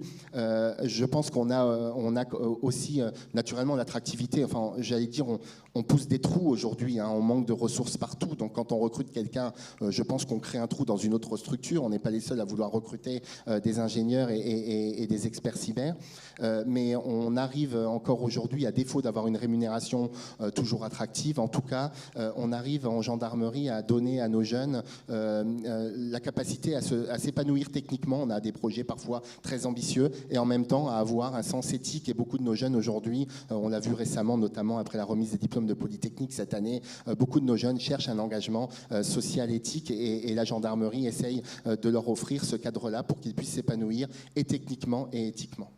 Merci Thibault. On reviendra d'ailleurs sur cette notion à la fois d'éthique au cœur évidemment des enjeux des missions, des projets, mais aussi d'éthique dans l'innovation.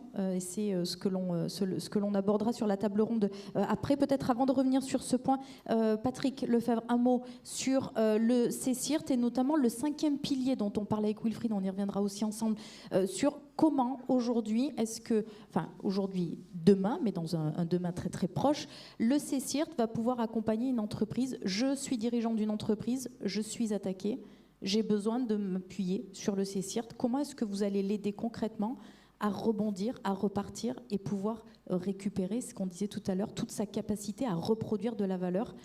Comment est-ce que vous allez l'accompagner?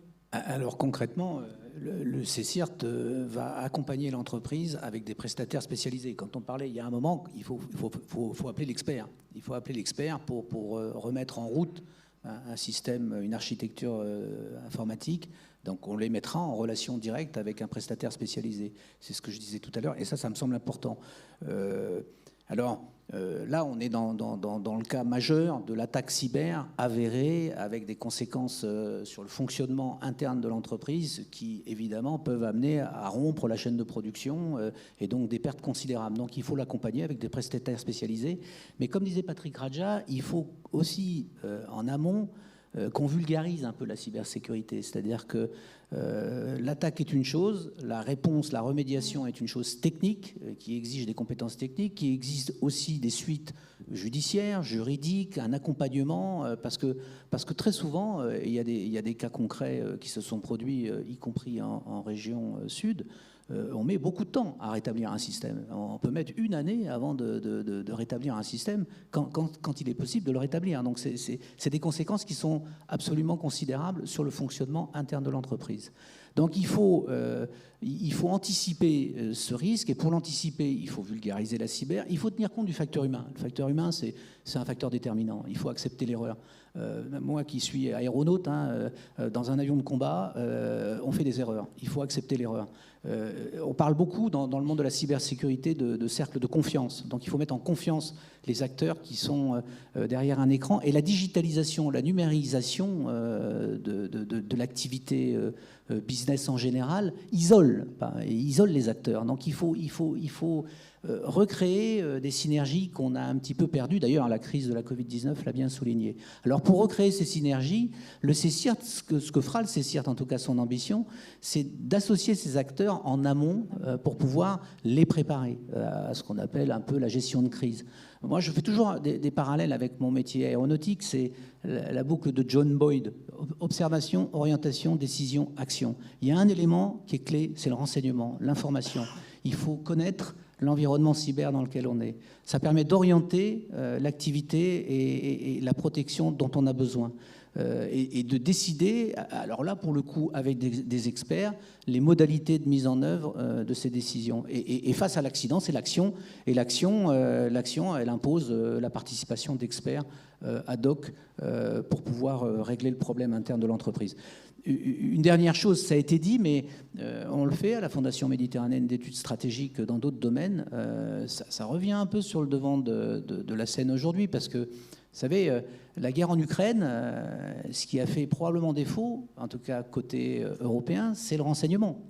Les Américains avaient une vision différente de ce qui allait se passer, en tout cas une vision très différente de la vision européenne. On était un peu observateurs, sans être convaincus du déferlement qu'on a connu le 24 février dernier.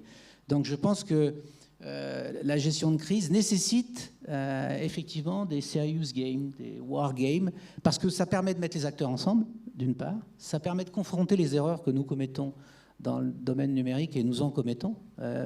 Chaque acteur, en fait, je ne sais pas, enfin, moi je ne suis pas un spécialiste de l'informatique, mais chaque acteur a ses voies d'accès quand il va sur le site web, chercher une information, communiquer, sauvegarder ses données, les enregistrer. Chaque acteur a une démarche qui est presque propre. Donc le fait de les mettre dans des configurations de serious game sur des cas concrets, et des outils existent pour pouvoir le faire. Alors il ne faut pas aller non plus dans l'expertise, parce que l'expertise est toujours un vrai danger. Moi je me méfie des experts.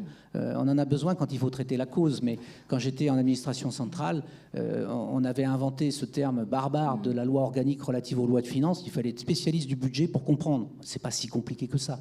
Donc il faut vulgariser et mettre ensemble les acteurs pour qu'ils puissent préparer et gérer la crise, et donc pour agir, réagir et être plus efficace dans la réaction face à un incident cyber.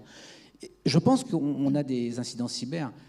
La remontée de l'information est une clé aussi, c'est-à-dire qu'on n'a pas cette remontée de l'information d'une façon globale dans les cercles de confiance parce qu'il y a des incidents qu'on ne voit pas ou des accidents qu'on ne connaît pas encore aujourd'hui. Donc je pense que la régionalisation, cette territorialisation au plus près des entreprises, et cette mise en confiance, cette acceptation de l'erreur aussi, parce que certains sont attaqués parce qu'ils ont commis des erreurs dans leur sauvegarde, dans leur architecture réseau, et bien il faut savoir l'admettre et la partager. Fédérer les acteurs et puis s'appuyer aussi sur des conseils, un accompagnement, là encore, de structures. Alors Naval Group fait évidemment partie de la dynamique CSIRT, on l'a dit. Il y a des acteurs comme vous chez Squad qui accompagnent. Comment est-ce qu'on peut concrètement accompagner une entreprise, un peu la même question, je dirais presque, que j'évoquais avec Patrick Lefebvre à l'instant, sur, voilà, on est victime, on a besoin d'être accompagné, on a besoin d'aide pour rebondir, pour repartir, c'est vital pour l'entreprise.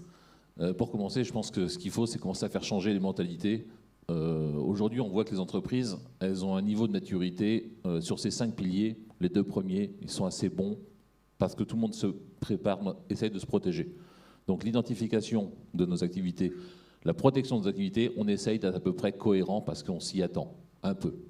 Le changement de mentalité, ça va être de basculer sur pas si je me fais attaquer, je fais quoi, mais bon, quand je me ferai attaquer, qu'est-ce que je pourrais faire? Cette partie-là, elle est importante.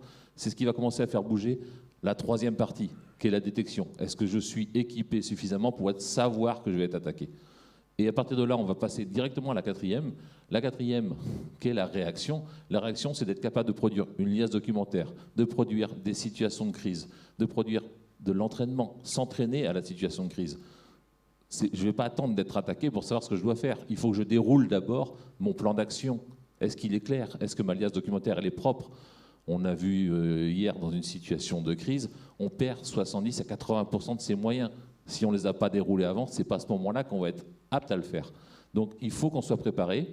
Se préparer, ça va sur la sensibilisation, ça va sur l'entraînement. Les militaires le font très bien. J'en suis un ancien. Donc on sait que cette phase d'entraînement, elle est nécessaire, elle est utile. Chaque entreprise doit avoir intégré dans son cursus, dans sa façon de faire, ce plan d'action, ces journées de sensibilisation, d'entraînement, de déroulé, de revue de notre liasse documentaire de crise, de cyber-résilience, pour être capable, au moment où on a besoin de remonter, avoir toutes nos informations. Et c'est là-dessus qu'on peut s'appuyer avec les CSIRT, qu'on peut s'appuyer sur des grands groupes, par la capitalisation de toutes ces informations. C'est l'intérêt d'un centre régional qui peut capitaliser sur les experts qu'il a dans sa région et pouvoir faire passer la bonne information en disant, dans votre domaine, il faut plutôt se préparer à ça, avoir tel rechange affecté, en avoir toujours un sous la main au cas où, parce que c'est la partie la plus sensible. Vous allez poser la question à un professionnel du bâtiment, il va connaître son métier par cœur. Par contre, tous ces plans qui sont en informatique, pas au courant. Donc c'est à ce moment-là que le conseil peut lui être utile. C'est ce conseil-là qu'il va le chercher. C'est pas le conseil comment il fait son travail. Lui, il le connaît, son travail. Son conseil, c'est comment je peux sauvegarder mes sauvegardes, est-ce que je les fais bien, comme on l'a dit tout à l'heure. Si je suis pas capable de démarrer, si je suis pas capable de faire mes sauvegardes. Une fiche de tâche de sauvegarde, c'est pas compliqué à faire. Mais s'ils n'en ont jamais fait, ils vont dire non, c'est bon, je fais mes sauvegardes. Est-ce que je sauvegarde les bonnes choses? J'en sais rien. Donc ma capacité de répartir, ma capacité de rebondir, elle n'est pas là. Nous, à notre niveau, au niveau du conseil, ce qu'on donne, c'est ces 5 piliers, les traiter à égalité. Être capable de tourner. On parlait de roue tout à l'heure, c'est le même principe. La route d'Heming, on va faire une revue permanente. On tourne, on réidentifie régulièrement nos actifs. On revérifie si on est capable de détecter. On revérifie notre liasse documentaire. Est-ce qu'on n'a pas évolué? Est-ce que nos fiches de tâches sont bonnes? Est-ce que notre façon de faire est bonne? Et si on n'est pas capable de tourner régulièrement, de faire une revue régulière de tout ça, à un moment ou à un autre, on va déraper. Parce qu'on va se dire on est prêt à un instant T. L'évolution fait que le CSIRT va nous dire, un CERT va nous dire, attention, la menace, elle a évolué. Elle n'attaque plus de la même façon. On l'a dit tout à l'heure, un chalut, on lance, on y attaque. Vous n'étiez pas ciblé, mais vous avez été attaqué. Il faut être capable de repartir. Il faut être capable de repartir et quelque part cette cyber-résilience, si on retient ce que vous avez évoqué, c'est ni plus ni moins qu'un continuum de l'ensemble de vos complémentarités finalement et des forces collectives que l'on a en région et sur l'ensemble du territoire. C'est bien ce qu'on aura effectivement perçu dans les approches que vous évoquiez. Le côté innovation, peut-être Thibault, on peut en dire un dernier mot sur l'innovation et puis la co-innovation. On parle de collectif, on parle de complémentarité. C'est aussi quelque chose sur lequel la gendarmerie avance rapidement, mais même d'ailleurs parfois sur le devant de la scène, si j'ose dire. Comment on l'aperçoit ? Puis ça nous fera presque le lien avec la table ronde d'après. Moi, je ferai un lien en fait avec deux sujets qui ont été évoqués, un sujet sur la souveraineté et un sujet sur l'humain. Effectivement, à un moment donné, équiper correctement, former correctement 100 000 personnes sur 4 000 casernes en métropole et outre-mer, c'est compliqué.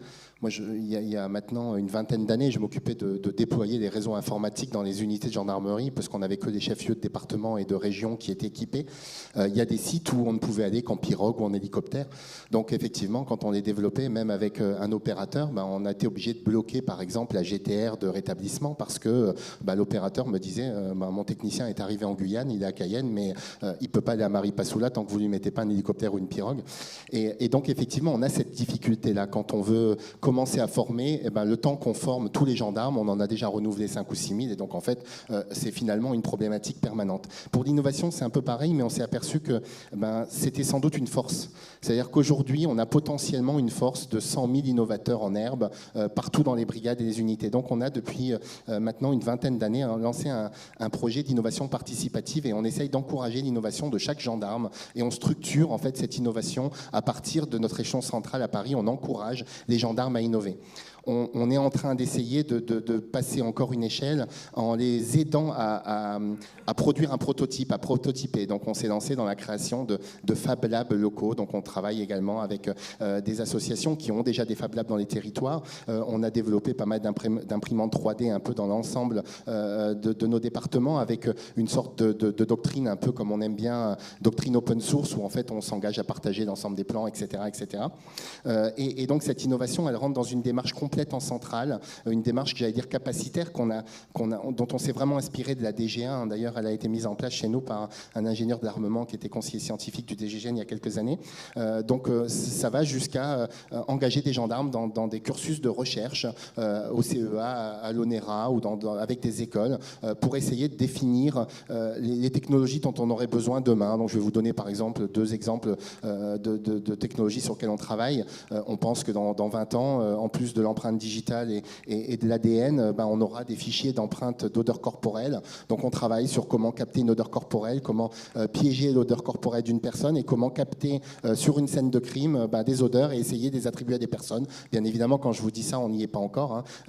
Donc c'est des travaux de recherche. On a à peu près toutes les 20 minutes un policier, un gendarme qui est victime d'un refus d'obtempérer, qui manque de se faire renverser ou qui se fait renverser. Donc on travaille sur des dispositifs électromagnétiques pour essayer d'arrêter les véhicules en mouvement. Donc on a des gendarmes engagés dans des cursus de recherche avec des grandes écoles et des universités.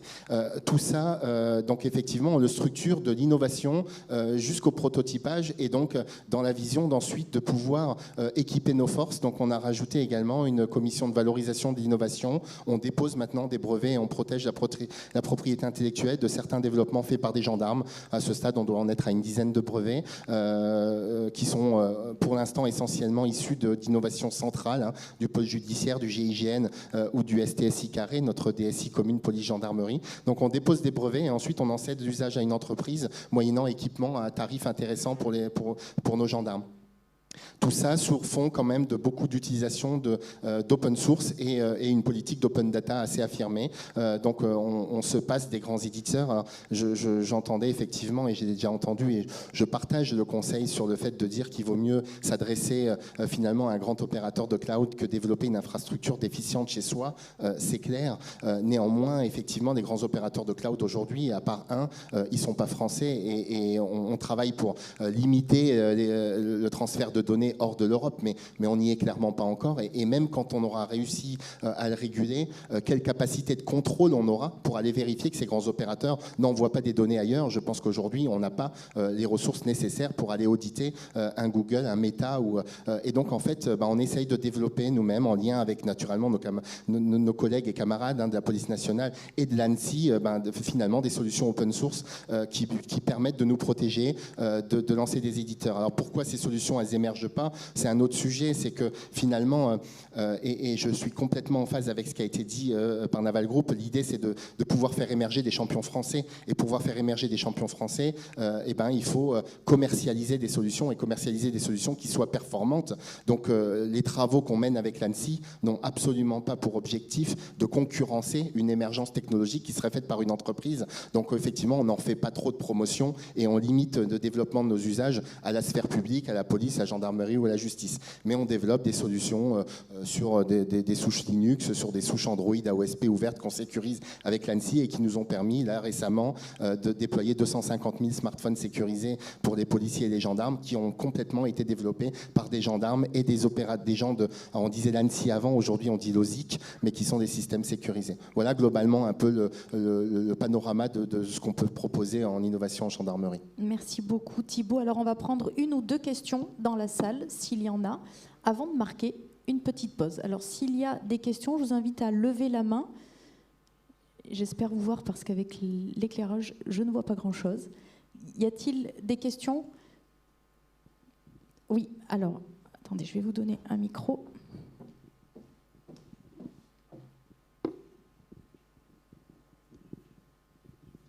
Bonjour, Vincent Chuffard-Contron. Donc, je fais partie d'une société de produits et là, on vient de mettre le doigt sur quelque chose de très, très intéressant. On a d'un côté de l'innovation et de l'autre côté, on parle de commercialisation. Et on a l'impression qu'il n'y a rien entre deux.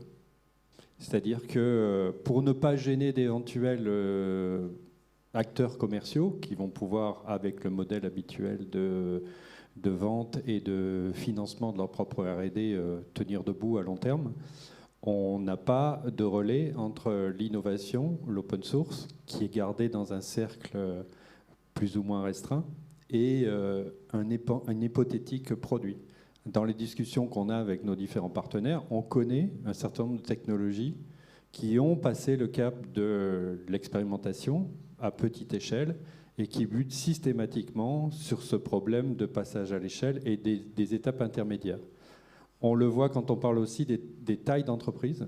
En France, on sait qu'il y a beaucoup moins de tailles d'entreprises intermédiaires comme on peut avoir en Allemagne, de plusieurs centaines de personnes, parce qu'effectivement, il y a ce centralisme de grandes entreprises qui sont des interlocuteurs privilégiés, et on le comprend pour l'étatique, parce que c'est plus facile de discuter avec 9 personnes qu'avec 400.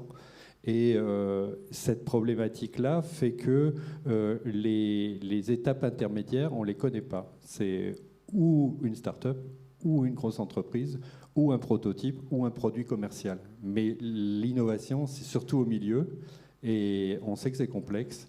Et ce genre d'assistance et ce genre de groupement de personnes permet de discuter de ces étapes intermédiaires. Non, je n'ai pas d'autres questions. Je dis qu'il faut trouver des trucs intermédiaires entre ce que vient de décrire le général et l'industrie. Moi, j'ajouterais juste un petit commentaire et je partage ce que vous dites. Heureusement, du coup, moi, je n'oppose pas les grands groupes parce que les grands groupes, effectivement, permettent à ces startups de se créer, de grandir bien souvent. En revanche, je pense qu'on a effectivement un sujet sur le fait qu'aujourd'hui, on a tendance à subventionner. Et quand une start-up se crée, ce n'est pas d'une subvention dont elle a besoin, c'est souvent d'une commande. Parce que la commande, c'est initier ce process de commercialisation, c'est démontrer aux autres qu'on a vendu quelque chose, alors que la subvention, en fait, c'est une perfusion temporaire qui permet à la structure d'exister. Et je pense qu'effectivement, il faudra qu'on arrive, à travers des fameux plans de relance ou ces plans de financement, à passer de la subvention à la commande publique. Et je pense que c'est ça qui permettra à nos start-up de grandir. Merci Thibaut pour ce point. Et d'ailleurs, ce sont les éléments sur lesquels nous reviendrons lors de la deuxième table ronde qui suivra juste après une pause. On va donc marquer un temps de repos 15 minutes et on se retrouve ici même donc à 11h pour la prochaine table ronde autour de l'innovation, des enjeux d'investissement. Merci à nos invités.